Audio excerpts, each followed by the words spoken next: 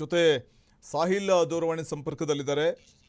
ಸಂತೋಷ್ ದೂರವಾಣಿ ಸಂಪರ್ಕದಲ್ಲಿದ್ದಾರೆ. ಸಂತೋಷ್, ಬಹುಶಃ ನಾವು ಗಮನಿಸ್ತಾ ಹೋಗ್ಬೋದು, ಒಂದು ಕಡೆ ಶಿಕ್ಷಣ ವ್ಯವಸ್ಥೆ, ಅದು ನೀಟ್ ಪರೀಕ್ಷೆ ಅಕ್ರಮ ಆದ ನಂತರದಲ್ಲಿ ಆದಂಥ ಬೆಳವಣಿಗೆಗಳು, ಮೊದಲು ಹೋರಾಟ ಶುರುವಾಗಿದೆ CJPಯಿಂದ. ಅಂದರೆ ಇಲ್ಲಿ ಇವತ್ತು ಧರ್ಮೇಂದ್ರ ಪ್ರಧಾನ್ ರಾಜೀನಾಮೆ ಕೊಟ್ಟಿದ್ದಾರೆ ಅಂದರೆ ಇದರ ಒಂದು ವಿಕ್ಟರಿ, ಇದರ ಒಂದು ಹೋರಾಟದ ಫಲ ಸ್ಟೂಡೆಂಟ್ಗಳಿಗೋ ಅಥವಾ ಕೊನೆಯ ಕ್ಷಣದಲ್ಲಿ ಬಂದು ಮೈಲೇಜ್ ಗಿಟ್ಟಿಸಿಕೊಳ್ಳುವಂಥ ಪ್ರಯತ್ನವನ್ನು ಮಾಡಿದ ರಾಹುಲ್ ಗಾಂಧಿಗೂ ಈ ಪ್ರಶ್ನೆ ಸಹಜವಾಗಿ ಉದ್ಭವ ಆಗುತ್ತೆ. ವಸಂತ್ ಕುಮಾರ್ ಒಬ್ಬ ವಿಪಕ್ಷ ನಾಯಕರು ಅಥವಾ ವಿರೋಧ ಪಕ್ಷದ ನಾಯಕರು ಅಂತಂದ್ರೆ ಯಾವುದೇ ಒಂದು ವಿಚಾರದಲ್ಲಿ ಸಮಸ್ಯೆಗಳು ಎದುರಾದಂತಹ ಸಂದರ್ಭದಲ್ಲಿ ಆ ವಿಚಾರಕ್ಕೆ ಸಂಬಂಧಪಟ್ಟಂತೆ ಹೋರಾಟ ಮಾಡುವಂಥದ್ದು ಅಥವಾ ಆ ವಿಚಾರವನ್ನ ಎನ್ಕ್ಯಾಶ್ ಮಾಡಿಕೊಳ್ಳುವಂಥದ್ದು ಅಥವಾ ರಾಜಕೀಯವಾಗಿ ಬಳಕೆ ಮಾಡಿಕೊಳ್ಳುವಂಥದ್ದು ಇದು ಪ್ರತಿಯೊಂದು ಪಕ್ಷಗಳು ಇದ್ದಂತಹ ಸಂದರ್ಭದಲ್ಲಿ ಸಹಜವಾಗಿ ನಡೆಯುತ್ತೆ. ಈಗ ಕರ್ನಾಟಕದಲ್ಲೂ ಕೂಡ ನಾವು ಸಾಕಷ್ಟು ಹೋರಾಟಗಳನ್ನು ನೋಡ್ತಾ ಇದ್ದೀವಿ. ಪ್ರತಿಯೊಂದು ಇಶ್ಯೂಗಳಲ್ಲೂ ಕೂಡ ನಡುವೆ ವಿಪಕ್ಷಗಳು ಬಂದು ಹೋರಾಟವನ್ನ ಮಾಡ್ತಾ ಇದ್ದಾವೆ, ಅದರ ಕ್ರೆಡಿಟ್ ಅನ್ನು ಕೂಡ ತೆಗೆದುಕೊಳ್ಳುತ್ತೆ. ಇಲ್ಲಿ ಮತ್ತೊಂದು ವಿಚಾರಕ್ಕೆ ಸಂಬಂಧಪಟ್ಟಂತೆ ಕೂಡ ನಾವು ನೋಡಿದಾಗ ಇದರ ಕ್ರೆಡಿಟ್ ಏನಿದೆ ಅದು ಸಂಪೂರ್ಣವಾಗಿ ಯಾರ್ಯಾರು CJPಯ ನಾಯಕರಿದ್ದಾರೆ, ಜೊತೆಗೆ ಸೋನಂ ವಾಂಗ್ಚುಕ್ ಅವರಿದ್ದಾರೆ, ಅದೇ ರೀತಿಯಾಗಿ ಯಾರು ವಿದ್ಯಾರ್ಥಿಗಳಿದ್ದಾರೆ ಅವರಿಗೆ ಸಲ್ಲಲೇಬೇಕು. ಅದನ್ನ ಯಾರು ಕೂಡ ಅಲ್ಲಗಳೆಯುವಂತಿಲ್ಲ. ಆದರೆ ರಾಜಕೀಯವಾಗಿ ಒಂದು ಹೋರಾಟ ಆಗಬೇಕು. ಆ ಹೋರಾಟವನ್ನ ಯಶಸ್ವಿಯಾಗಿ ರೂಪಿಸುವಲ್ಲಿ ವಿಪಕ್ಷಗಳು ಕೂಡ ಯಶಸ್ವಿಯಾಗಿರುವಂಥದ್ದು ನಿಜ. ಅದು ಒಂದು ಕಡೆ, ಅದು ರಾಜಕೀಯವಾಗಿ ನೋಡಿದಾಗ ರಾಜಕೀಯವಾಗಿ ಆ ವಿಚಾರ ಬರುತ್ತೆ. ಆದ್ರೆ ನೋಡಿ, ಈ ಹೋರಾಟ ಆದಂತಹ ಸಂದರ್ಭದಲ್ಲಿ ವಿದ್ಯಾರ್ಥಿಗಳ ಮೇಲೆ ಆದಂತಹ ದಾಳಿಗಳು ಒಂದೆರಡಲ್ಲ. ಯಾರು ಶಿಕ್ಷಣ ಸಚಿವ ಧರ್ಮೇಂದ್ರ ಪ್ರಧಾನ್ ಅಂತ ನಾವು ಹೇಳ್ತಾ ಇದ್ವಿ, ಅದೇ ಧರ್ಮೇಂದ್ರ ಪ್ರಧಾನ್ ಅವರು ನೇರವಾಗಿ ವಿದ್ಯಾರ್ಥಿಗಳಿಗೆ ಇವರು ಭಯೋತ್ಪಾದಕರ ಬಿ ಟೀಮ್ ಅಂತ ಹೇಳಿದ್ರು. ಅದು ಕೂಡ ಒಂದು ಪ್ರತಿಷ್ಠಿತ ಮಾಧ್ಯಮದೊಳಗಡೆ ಕೂತ್ಕೊಂಡು ಇವರು ಭಯೋತ್ಪಾದಕರ ಬಿ ಟೀಮ್ ಅಂತ ಹೇಳಿದ್ರು. ಮತ್ತೊಂದು ಕಡೆಯಲ್ಲಿ ಅನೇಕರು ಈ ಹೋರಾಟದ ಸಂದರ್ಭದಲ್ಲಿ ಕೆಲವರು ಚಾಕು ತಗೊಂಡು ಬಂದ್ರು. ಹೋರಾಟದಲ್ಲಿ ಘೋಷಣೆ ಕೂಗುವಂತಹ ಸಂದರ್ಭದಲ್ಲಿ ಧಾರ್ಮಿಕ ಘೋಷಣೆಯನ್ನ ಕೂಗಿ ವಿದ್ಯಾರ್ಥಿಗಳನ್ನ ಒಂದು ರೀತಿಯಾಗಿ ಅವರನ್ನ ಏನು ಹಿಂಸೆಯ ಒಂದು ದಾರಿಗೆ ಎಳೆದೊಯ್ಯೋದಕ್ಕೆ ಸಾಕಷ್ಟು ಪ್ರಯತ್ನಗಳಾಯಿತು. ಈ ಎಲ್ಲದರ ಹೊರತಾಗಿಯೂ ಕೂಡ ಪೊಲೀಸರು ಲಾಠಿ ಬೀಸಿದಂತಹ ಸಂದರ್ಭದಲ್ಲೂ ಕೂಡ ವಿದ್ಯಾರ್ಥಿಗಳು ಇಲ್ಲ ನಮ್ಮ ಮೇಲೆ ಎಷ್ಟು ಹಲ್ಲೆ ಮಾಡ್ರಿ, ಎಷ್ಟು ಲಾಠಿಯನ್ನ ಬೀಸ್ರಿ ಅಂತ ಆ ನಿಂತಿದ್ದಂತಹ ಪ್ರತೀಕ ಏನಿತ್ತು, ನಿಜಕ್ಕೂ ಕೂಡ ಇದು ಪ್ರಶಂಸನಾರ್ಹ. ನಿಜಕ್ಕೂ ಕೂಡ ಇದು ನಾವೆಲ್ಲರೂ ಕೂಡ ಅದನ್ನು ಪ್ರಶಂಸೆ ಮಾಡಲೇಬೇಕಾಗತ್ತೆ. ನೋಡಿ, ನೇಪಾಳದಲ್ಲಿ ಏನಾಯಿತು, ಬಾಂಗ್ಲಾದೇಶದಲ್ಲಿ ಏನಾಯಿತು, ಬೇರೆ ಬೇರೆ ದೇಶಗಳಲ್ಲಿ ಏನಾಯಿತು, ಈ ಒಂದು ಜೆನ್ಸಿಗಳ ಹೋರಾಟದಿಂದ ಅನ್ನುವಂಥದ್ದನ್ನು ನೋಡಿದ್ದೀವಿ. ಸಂಪೂರ್ಣವಾಗಿ ಆ ದೇಶಗಳಲ್ಲಿ ಒಂದು ರೀತಿಯಾಗಿ ಅರಾಜಕತೆಯ ವಾತಾವರಣ ನಿರ್ಮಾಣ ಆಯಿತು. ಆದರೆ ಇಲ್ಲಿ ವಿದ್ಯಾರ್ಥಿಗಳು ಸಂವಿಧಾನಾತ್ಮಕವಾಗಿ ಸಂವಿಧಾನದ ಪರ ಘೋಷಣೆಗಳು, ಭಗತ್ ಸಿಂಗ್ ಅವರ ಘೋಷಣೆಗಳನ್ನು ತೆಗೆದುಕೊಂಡು ಇನ್ಕಿಲಾಬ್ ಜಿಂದಾಬಾದ್ ಅಂತ ಲಾಠಿಗಳನ್ನು ಬೀಸಿದ್ರು ಕೂಡ ಅದಕ್ಕೆ ಎದೆಯೊಡ್ಡಿದ್ರು. ಅದನ್ನು ನಾವು ನಿಜವಾಗ್ಲೂ ಕೂಡ ಪ್ರಶಂಸೆ ಮಾಡಬೇಕಾಗುತ್ತೆ. ಇದರ ಜೊತೆಗೆ ಪೊಲೀಸರ ಮೇಲೂ ಕೂಡ ದಾಳಿಗಳಾಗಿದೆ, ಇದನ್ನು ನಾವು ಅಲ್ಲಗಳೆಯೋದಕ್ಕಾಗಲ್ಲ.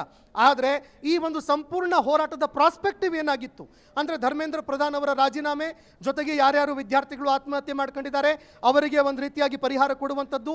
ಅದರಲ್ಲಿ ಸಂಪೂರ್ಣವಾಗಿ ಈ ಯುವ ಸಮೂಹ, ಈ ಜೆನ್ಸಿ ನಿಜಕ್ಕೂ ಕೂಡ ಅವರ ತಾಳ್ಮೆಯನ್ನು ನಾವೆಲ್ಲರೂ ಕೂಡ ಪ್ರಶಂಸೆ ಮಾಡಬೇಕಾಗುತ್ತೆ. ಇದರ ಜೊತೆಗೆ ಆಗಲೇ BK ಹರಿಪ್ರಸಾದ್ ಅವರು ಕೂಡ ಮಾತಾಡ್ತಾ ಇದ್ರು ಈ NSA ಅನ್ನುವಂತಹ ವಿಚಾರಕ್ಕೆ ಸಂಬಂಧಪಟ್ಟಂತೆ, ನ್ಯಾಷನಲ್ ಸೆಕ್ಯೂರಿಟಿ ಆಕ್ಟ್ ವಿಚಾರಕ್ಕೆ ಸಂಬಂಧಪಟ್ಟಂತೆ. ನೋಡಿ, ಸಡನ್ ಆಗಿ ಈವರೆಗೆ BJP ಏನು ಹೇಳ್ತಾ ಇತ್ತು ಅಂತಂದ್ರೆ, ಈವರೆಗೆ BJP ಹೇಳ್ತಾ ಇದ್ದಿದ್ದು ಯಾವುದೇ ಕಾರಣಕ್ಕೂ ರಾಜೀನಾಮೆ ಆಗಲ್ಲ, ಇದು BJP ರೀ, ಇದು NDA ಸರ್ಕಾರ, UPA ಸರ್ಕಾರ ಅಲ್ಲ ಅಂತ BJP ಹೇಳ್ತಾ ಇತ್ತು. ಆದರೆ ಸಡನ್ ಆಗಿ ರಾಜೀನಾಮೆ ಕೊಡೋದಕ್ಕೆ ಕಾರಣ ಏನಾಯಿತು ಅಂದರೆ, ನಿನ್ನೆ ರಾತ್ರಿಯಿಂದ ನಿರಂತರವಾಗಿ ಈ ಹೋರಾಟವನ್ನು ನೋಡ್ತಾ ಇದ್ದೀವಿ ನಾವು.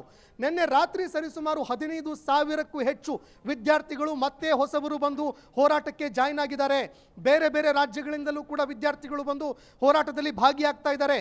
ಇವತ್ತು ಶನಿವಾರ, ನಾಳೆ ಭಾನುವಾರ, ಸೋಮವಾರ ಒಂದು ಬಹುದೊಡ್ಡ ಸುನಾಮಿ ಈಗ ಮತ್ತೆ ಏನು ನಮ್ಮ ಲೋಕಸಭೆ ಇದೆ ಅಲ್ಲಿಗೆ ಬರುತ್ತೆ ಅನ್ನುವಂಥದ್ದು ಸ್ಪಷ್ಟವಾಗಿ ಕೇಂದ್ರ ಸರ್ಕಾರಕ್ಕೆ ಗೊತ್ತಾಗಿತ್ತು. ಇದೇ ಕಾರಣಕ್ಕಾಗಿ ಕೇಂದ್ರ ಸರ್ಕಾರ ಏನು ಮಾಡುತ್ತೆ ನೋಡಿ, ಅಕ್ಟೋಬರ್ 18ರವರೆಗೆ NSA ಆಕ್ಟ್ ಅಡಿಯಲ್ಲಿ ಯಾರನ್ನು ಬೇಕಾದರೂ ಕೂಡ ಬಂಧಿಸೋದಕ್ಕೆ ಅಂತ ದೆಹಲಿ ಪೊಲೀಸರಿಗೆ ಮುಕ್ತ ಅವಕಾಶವನ್ನು ಮಾಡಿಕೊಟ್ಟಿತ್ತು. ಅದಕ್ಕೆ ಸಂಬಂಧಪಟ್ಟಂತೆ ಯಾವಾಗ ಈ ವಿಚಾರ ಅಭಿಜಿತ್ ದೀಪ್ಕೆ ಅವರಿಗೆ ಗೊತ್ತಾಗುತ್ತೆ, ಅಭಿಜಿತ್ ದೀಪ್ಕೆ ಅವರು ಕೂಡ ಎಚ್ಚರಿಸಿದ್ರು.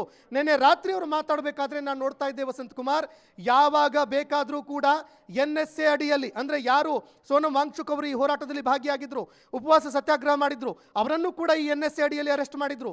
NSA ಅಡಿಯಲ್ಲಿ ಅರೆಸ್ಟ್ ಮಾಡೋದಕ್ಕೆ ಕೇವಲ ವದಂತಿಗಳು ಸಾಕು, ಯಾವುದೇ ಸಾಕ್ಷ್ಯಾಧಾರ ಮತ್ತೊಂದು ಮಗದೊಂದು ಯಾವುದು ಕೂಡ ಬೇಕಾಗಿಲ್ಲ. ಹೀಗಾಗಿ NSA ಅಡಿಯಲ್ಲಿ ನಾವು ಯಾರ್ಯಾರು CJP ನಾಯಕರು ಪ್ರೊಟೆಸ್ಟ್ ಮಾಡ್ತಾ ಇದ್ದೀವಿ ನಮ್ಮನ್ನು ಕೂಡ ಹೋರಾಟ ಮಾಡ್ತಾರೆ ಅಂತ ಅವರು ತಮ್ಮ ಭಾಷಣದಲ್ಲಿ ಉಲ್ಲೇಖ ಮಾಡಿದ್ರು. ಈ ವಿಚಾರ ಗೊತ್ತಾಗ್ತಾ ಇದ್ದಂತೆ ವಿದ್ಯಾರ್ಥಿಗಳಲ್ಲಿ ಆಕ್ರೋಶ ಮತ್ತಷ್ಟು ಬಿಲ್ಡ್ ಆಗೋದಕ್ಕೆ ಶುರುವಾಯಿತು. NSC ಅಡಿಯಲ್ಲಿ ಯಾರನ್ನ ಬೇಕಾದರೂ ಕೂಡ ಅರೆಸ್ಟ್ ಮಾಡೋದಕ್ಕೆ ಕೊಟ್ಟಿರುವಂತಹ ಒಂದು ಸಡಿಲಿಕೆ ಏನಿದೆ ಇದಕ್ಕೆ ಸಂಬಂಧಪಟ್ಟಂತೆ ಆಕ್ರೋಶ ತೀವ್ರವಾಯಿತು. ಮತ್ತೊಂದು ಕಡೆಯಲ್ಲಿ ಡಿಟೆನ್ಷನ್ ಸೆಂಟರ್ಗಳನ್ನು ಮಾಡಬೇಕು ಅನ್ನುವಂತಹ ಮಾತುಗಳು ಕೂಡ ಕೇಳಿಬರ್ತಾ ಇದೆ ಅಂತ ಹೇಳಲಾಗ್ತಾ ಇತ್ತು. ಇದು ವಿದ್ಯಾರ್ಥಿಗಳಲ್ಲಿ ವಿದ್ಯಾರ್ಥಿ ನಾಯಕರಲ್ಲಿ ತೀವ್ರ ಆಕ್ರೋಶಕ್ಕೆ ಕಾರಣ ಆಯಿತು. ಇದೇ ಕಾರಣಕ್ಕೆ ನಿನ್ನೆ ರಾತ್ರಿ 12 ಗಂಟೆ 1, 2, 3 ಗಂಟೆವರೆಗೆ ಅನೇಕ ರಾಜ್ಯಗಳಿಂದ ವಿದ್ಯಾರ್ಥಿಗಳು ರಾತ್ರಿ ಇಡೀ ಬಂದು ಸೇರ್ಕೊಳ್ತಾ ಇದ್ರು. ಅದರಲ್ಲೂ ಶನಿವಾರ ಭಾನುವಾರ ಆಗಿದ್ದರಿಂದಾಗಿ ಯಾರ್ಯಾರು ಉದ್ಯೋಗಿಗಳಿದ್ದಾರೆ ಅವರು ಕೂಡ ಬಂದು ವೀಕ್ ಡೇಸು ಹಾಗಾಗಿ ಬಂದು ಜಾಯ್ನ್ ಆಗ್ತಾರೆ ಅನ್ನುವಂತಹ ಮಾಹಿತಿಗಳು ಕೇಂದ್ರ ಸರ್ಕಾರಕ್ಕೂ ಕೂಡ ಲಭಿಸುತ್ತೆ. ನೋಡಿ, 3 ಗಂಟೆ 30 ನಿಮಿಷಕ್ಕೆ ಇನ್ನೇನು ಕೆಲವೇ ನಿಮಿಷಗಳಲ್ಲಿ CJP ಜೊತೆಗೆ ಒಂದು ಮೀಟಿಂಗ್ ಇದೆ. JP ನಡ್ಡಾ ಅವರು ಈ ಮೀಟಿಂಗಲ್ಲಿ ಭಾಗಿಯಾಗ್ತಾರೆ. ನೆನ್ನೆನೆ ಗಡುವು ಕೊಟ್ಟಿದ್ರು, ನಾಳೆ 3 ಗಂಟೆ 30 ನಿಮಿಷದ ಒಳಗಾಗಿ ಕೇಂದ್ರ ಸರ್ಕಾರದ ನಿರ್ಧಾರ ಏನು ಅದನ್ನು ನಮ್ಮನ್ನು ತಿಳಿಸಬೇಕು. ಆಗ ನಾವು ಮುಂದಿನ ನಿರ್ಧಾರ ಏನು ಮಾಡಬೇಕು ಅನ್ನುವಂಥದ್ದನ್ನು ಮುಂದಿನ ನಿರ್ಧಾರವನ್ನು ಕೈಗೊಳ್ತೀವಿ ಅಂತ ಎಚ್ಚರಿಕೆ ಕೊಟ್ಟಿದ್ರು. ಹೀಗಾಗಿ ಇವತ್ತು ಗಡುವು ಏನಿದೆ 3 ಗಂಟೆ 30 ನಿಮಿಷಕ್ಕೆ, ಇದಕ್ಕೆ 1 ಗಂಟೆ ಹಿಂದೆ ಅಂದರೆ ಸರಿಸುಮಾರು 1 ಗಂಟೆ ಮುಂಚೆ 2 ಗಂಟೆ 30 ನಿಮಿಷದ ಸರಿಸುಮಾರಿಗೆ ಧರ್ಮೇಂದ್ರ ಪ್ರಧಾನ್ ಅವರ ರಾಜೀನಾಮೆ ಹೊರಬೀಳುತ್ತೆ. ಅಂದರೆ ಕೇಂದ್ರ ಸರ್ಕಾರ ಕೂಡ ಇದನ್ನು ಮನಗಂಡಿದೆ, ಕೇಂದ್ರ ಸರ್ಕಾರದ ಗಮನಕ್ಕೂ ಕೂಡ ಬಂದಿದೆ. ಯಾಕಂದರೆ ಕಳೆದ ಹಲವಾರು ದಿನಗಳಿಂದ ಈಗ ಧರ್ಮೇಂದ್ರ ಪ್ರಧಾನ್ ಅವರ ರಾಜೀನಾಮೆ ಬೇಡ, ರಾಜೀನಾಮೆ ಅಮಿತ್ ಶಾ ಅವರದ್ದು ಬೇಕು, ರಾಜೀನಾಮೆ ಪ್ರಧಾನಿ ಮೋದಿ ಅವರದ್ದು ಬೇಕು ಅಂತ ಯಾವಾಗ ಘೋಷಣೆಗಳು ಮೊಳಗೋದಕ್ಕೆ ಆರಂಭ ಆಯಿತು ಅದಕ್ಕೂ ಮುಂಚೆ ಈ ನಿರ್ಧಾರಕ್ಕೆ ಕೇಂದ್ರ ಸರ್ಕಾರ ಬಂದಿರುವಂಥದ್ದು ವಸಂತ್ ಕುಮಾರ್.